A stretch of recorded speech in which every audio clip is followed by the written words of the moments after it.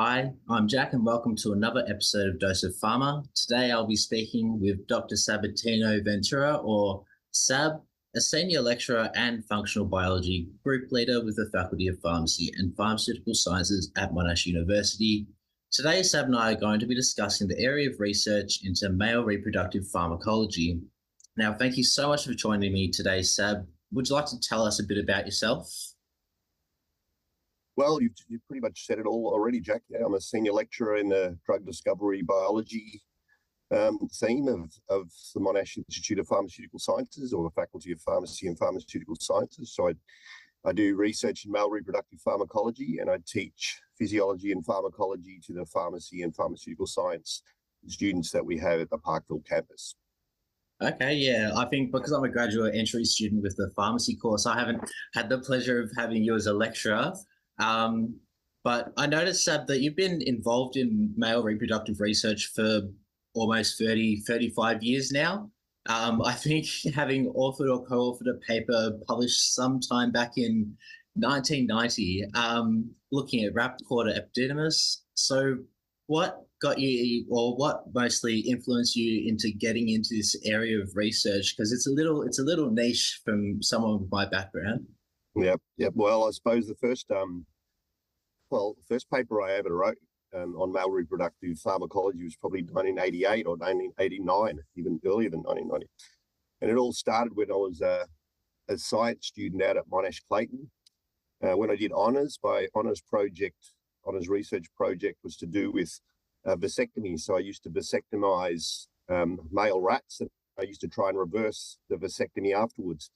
And a lot of that involved learning about the neurotransmission or the physiology of the Vas Deferens. And it was quite hard to reverse a vasectomy. It's actually really hard to reverse it. But the thing I learned from it was that, gee, if we could make a drug that did the same thing as a vasectomy, that would be a lot easier to reverse than doing all this like surgical procedures to try and do it, especially after a long time. It's quite hard to do.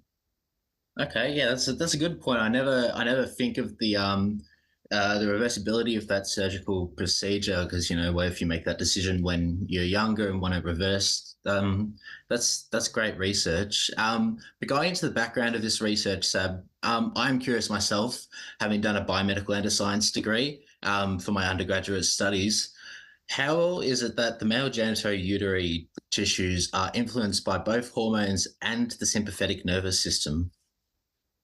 Yeah, that's a good question. So a lot of people think that the reproductive systems are all hormonal, and most of the women's reproductive system is pretty much controlled by hormones. But the male system's a bit different, and the development of it is all hormonal. So it doesn't grow and develop without hormones. But once it's fully developed, it's actually controlled mainly by the autonomic nervous system. So things like the movement of sperm and the ejaculation and things like that, it's all pharmacologically controlled by the autonomic nervous system. Okay, yeah, that's interesting. And further on this point of your research, looking at your lab's page, you do look into a couple of G protein coupled receptors, a hot topic at the moment, particularly the ones as the alpha-1A adrenoreceptor, the M3 muscarinic receptor, and I see you're researching the P2X1 purinoceptor. That's the ligand-gated one, right? Yeah, that's a ligand-gated ion channel rather than a G protein coupled receptor. But it's very important in the sympathetic nervous system control, particularly of the male genitourinary ducts. Yeah. Okay, so all these receptors have a role in like smooth muscle contractility. Is that right? Yep, that's right. Yep, that's what they do. Contract smooth muscle. Okay, yeah. And so looking more at your lab's projects areas, you've got focuses on the contractility of the prostate as well. So on the roles of the G protein coupled receptors, what are their roles in such things as prostate cancer, for example? And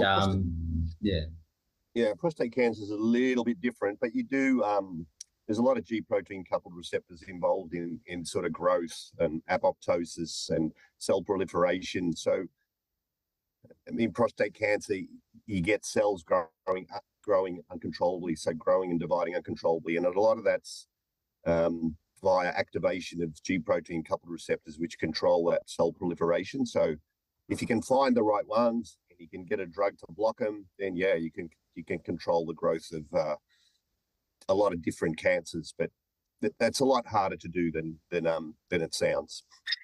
That's right. Yeah, cancer research is it's definitely one of those hard areas. And so, like you were saying, there seems to be some sorts of problems arising from, I assume, from the overactivity of that sympathetic, parasympathetic nervous system. Is that right? Yeah, so more to do with like benign prostatic disorders. So you'd probably be aware that as men get older, they either have quite a lot of urinary trouble. So a lot of that's to do with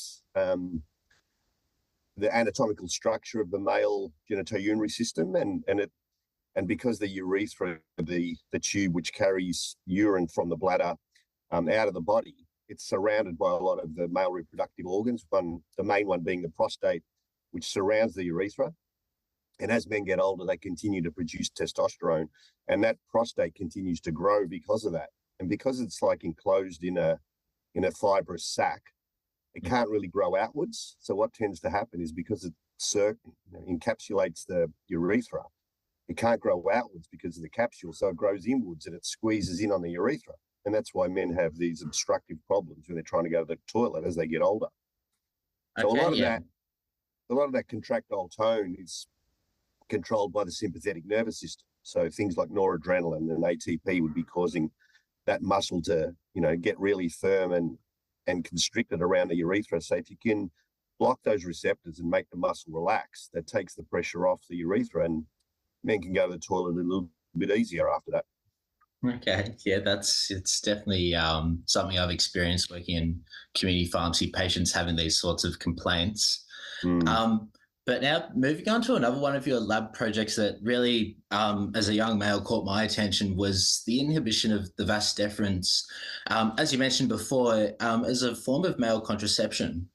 So what kind of role does the Vas Deferens play in male fertility, for our audience that hasn't studied the male genitourinary system? Yeah, so this is my main area of research at the moment. So sperm's normally stored in a storage site called the cauda epididymis, and just prior to ejaculation, the brain sends a message down to the storage site, and it wants to move that sperm from its storage site up to the place where it needs to be to be ejaculated out of the body, and that occurs through a tube called the Vas Deferens. So it sends noradrenaline and ATP out of the nerve terminals there to contract that Vas deferens smooth muscle, and that's what moves sperm from the storage site to the place where it needs to be to ejaculate it out of the body, out of the base of the urethra. So if you can stop that movement of sperm and keep the sperm in the storage site, then ejaculation will still happen, but there will be no sperm there to be ejaculated out of the body. So that's what we're trying to do as a form of a non-hormonal male contraceptive. Yeah, so kind of like utilizing natural human physiology and anatomy rather than the hormonal kind of side of contraception. Exactly, yeah. So we're pretty much doing like a chemical vasectomy. Well, that's what we're trying to do. A surgical vasectomy, you'd actually cut the vas deferens so the sperm can't get through from the storage site to where it needs to be ejaculated out of the body. So we're trying to do that with drugs. Okay. Because I don't have the most experience of vasectomies, but are they always 100% effective, or does it depend? Yeah, vasectomies are incredibly effective. They're actually a really good means of making men infertile. The problem is that they're very difficult to reverse. So if you're a young guy and you want to be, you want to have sexual relationships, but you don't want to have children until much later in your life, then it's not really suitable, because sure, you won't be able to have children if you've had a vasectomy, but later in life, when you want to have children, the process is so hard to reverse that it might never be something that you can do ever again. So you might lose your fertility forever, which is not really what young men want. Yeah, no, I've never thought about how the procedure couldn't be reversible. Because admittedly, I don't know anyone that's gotten one. Of course, no one my age is thinking of getting them yet. Well, that's the thing. See, people your age but people that have finished having children, so people my age, like I know loads of people that have had, loads of men that have had a vasectomy because they don't want children anymore. They've had their whatever they want. So it's great for them. They don't have to worry about it. They just have one procedure and then, they can just die happily. That's right. So I will admit I have been a part of a few debates regarding male contraception, especially in my undergrad when I did a biomedical degree. But from what I've heard and from what I've learned, the developments that have been undertaken in hormonal male contraceptions have been suboptimal, per se. So why are these less optimal in males? We have so many hormonal conception for females, and why are we searching for these non-hormonal methods for male contraception? Well, we need more methods of contraception because there's still an incredible amount of unwanted pregnancies every year. There's still hundreds of millions of unwanted pregnancies around the world every year. So you need more contraceptive options. And of course, males don't have anything really. So that's why we're trying to make male contraceptives. And hormonal ones have been shown to make men infertile quite effectively. The problem is that it causes side effects that men just can't tolerate. And not that they're any worse than the side effects that women get, but women are they're a bit unlucky because they made a contraceptive for women first. And so then women have gone, or the men have gone, well, we don't really need one because women have got it under control, which is not very nice, really. So unfortunately, men don't tolerate medicines as well as women. As soon as there's a little bit of an adverse effect that you're getting with a medicine, especially down in that area, men just are like, well, no, can't take that. It's changing my mood. It's making me, it's making my hair fall out. It's doing this, it's doing that. And they just don't tolerate it as well as women. Yeah, there's a bit of history behind that. That's for sure. But I remember learning the other day, funnily enough, I think it was sildenafil was probably one of the fastest moving drugs in the drug pipeline in history. So you've got that had that output from that drug against hormonal contraception, where, as you said, males couldn't tolerate the side effects. Obviously, different priorities in genders, perhaps today compared to what it used to be, though.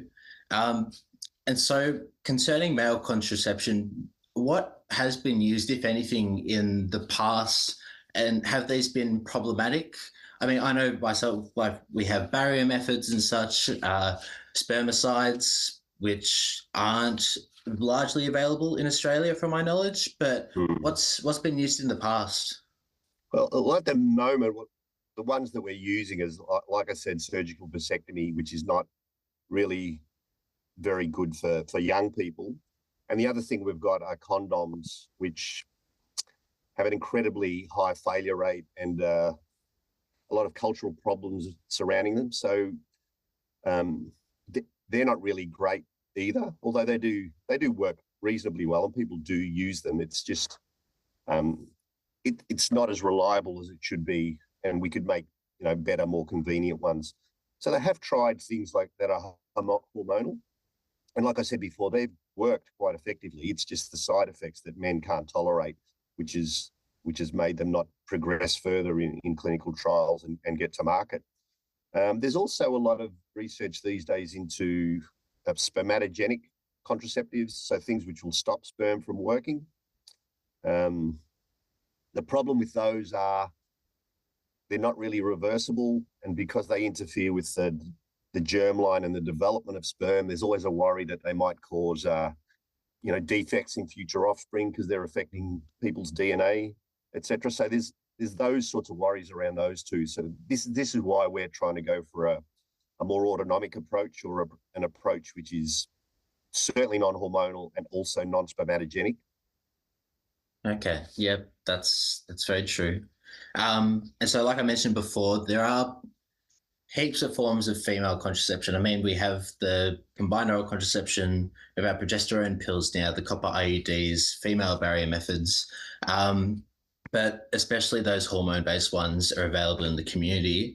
And whilst myself having worked in community pharmacy, I've seen those massive pamphlets that come with those boxes.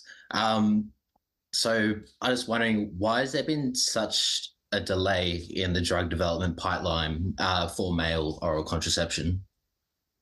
Yeah, it's been a problem. I mean, women have had a contraceptive for years and years now, and it shouldn't be that hard for men to get one. It's just it's a problem with the way men take medicines.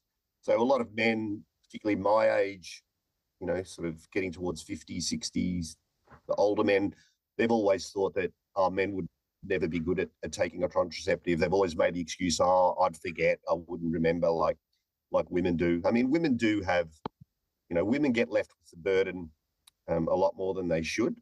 It's more young men your age are the ones who are starting to think, no, this is our problem as well. We should be taking more responsibility for family planning.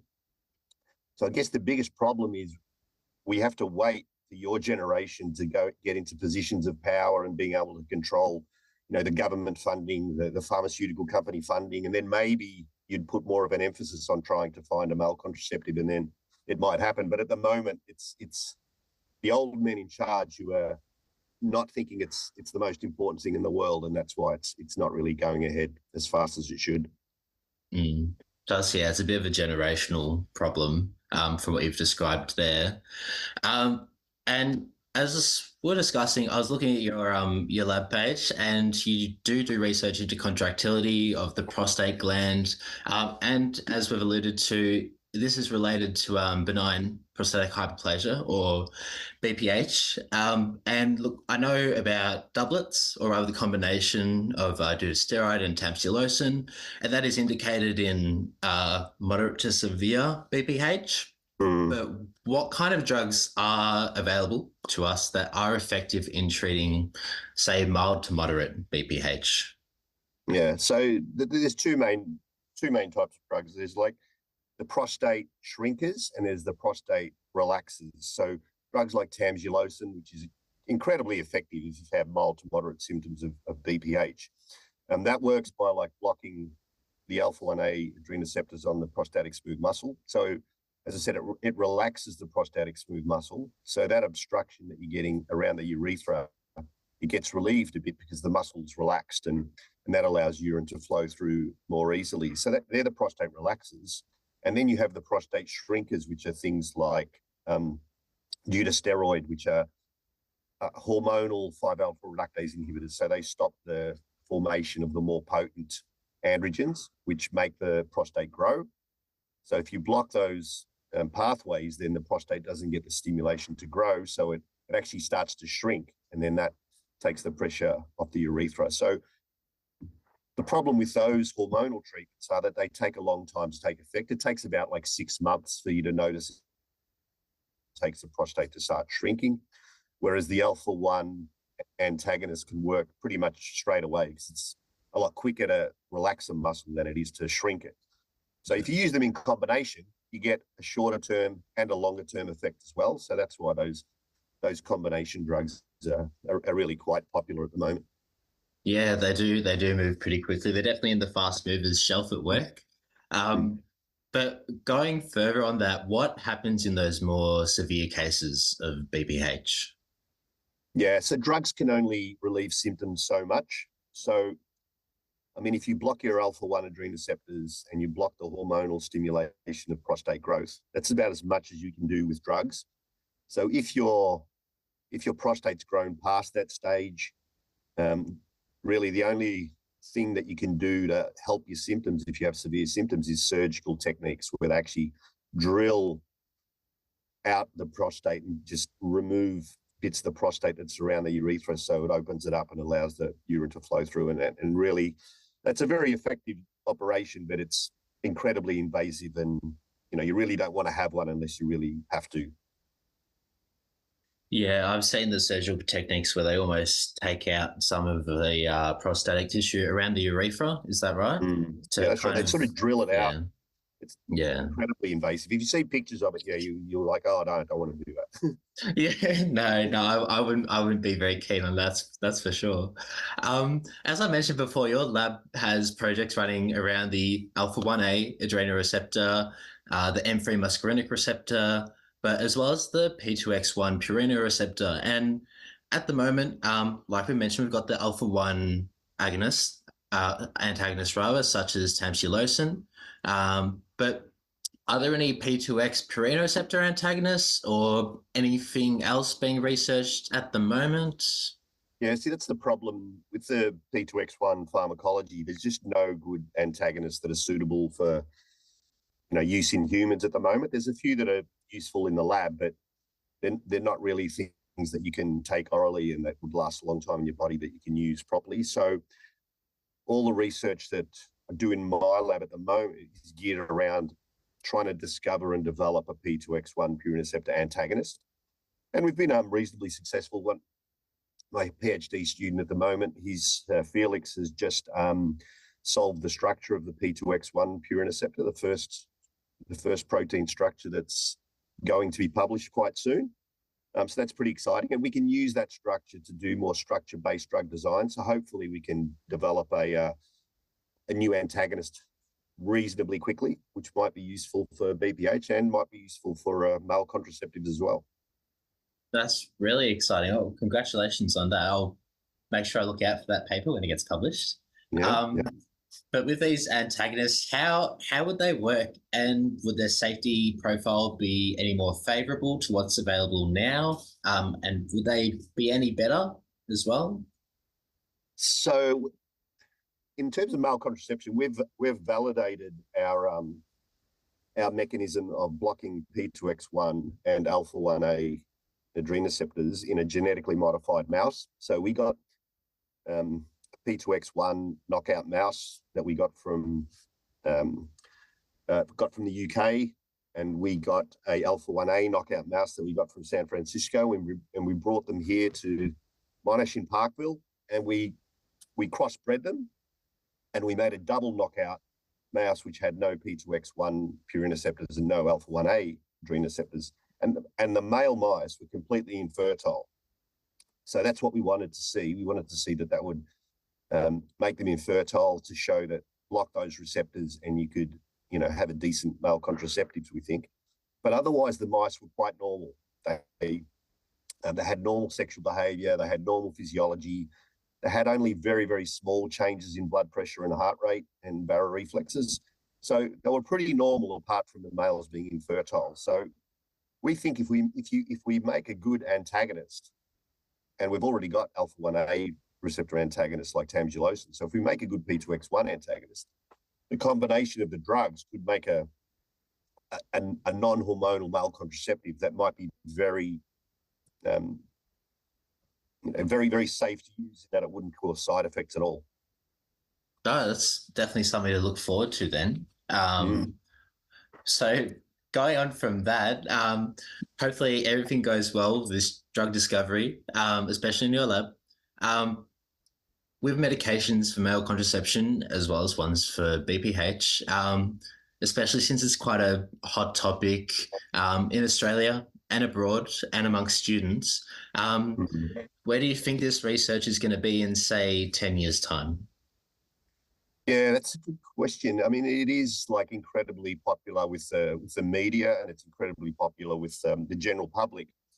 Unfortunately, it's not so popular with like the funding agencies. So it's quite hard to get funding for male contraception, mainly because you're not really saving anyone's life.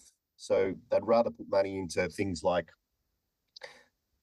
neurodegenerative disorders like Alzheimer's or cancer medications, where you can see if we make a drug for this, we're going to save a life.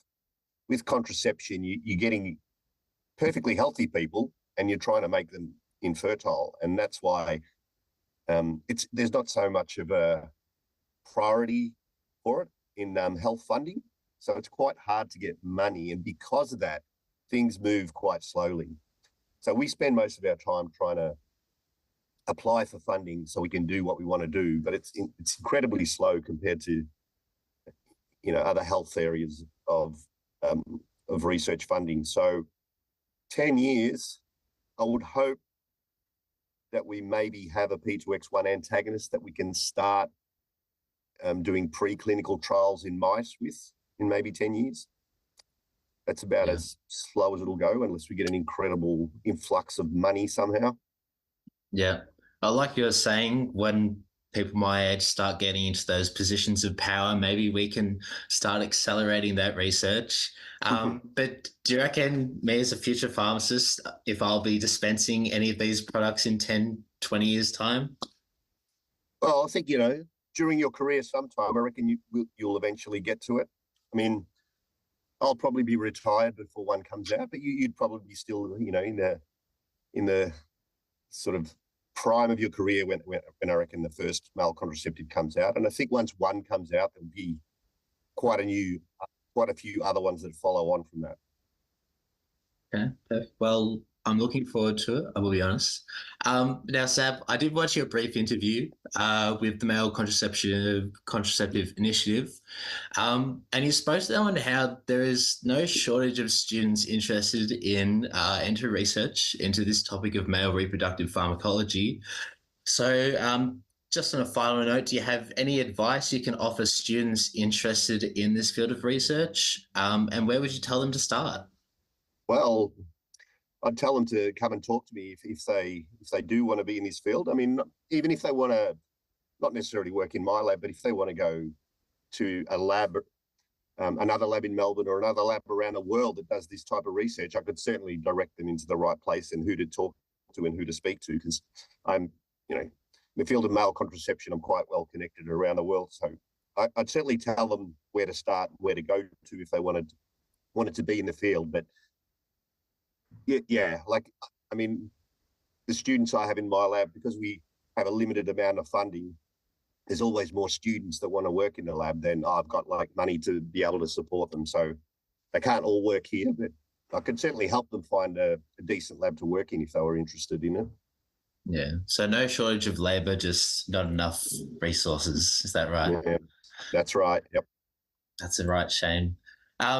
Well, on that note, again, thank you so much for joining me today, Sab. I think our audience has very much been able to gain some valuable insights into the current climate of male reproductive pharmacology research. Thanks heaps for allowing us to learn from your experience today. And thank you again for your time. All right. Bye, Sab. No worries. Thanks, Jack. Thanks for your interest. Dose of Pharma acknowledges the traditional custodians of the various lands throughout Australia on which we connect today, and pays respect to elders past, present, and future.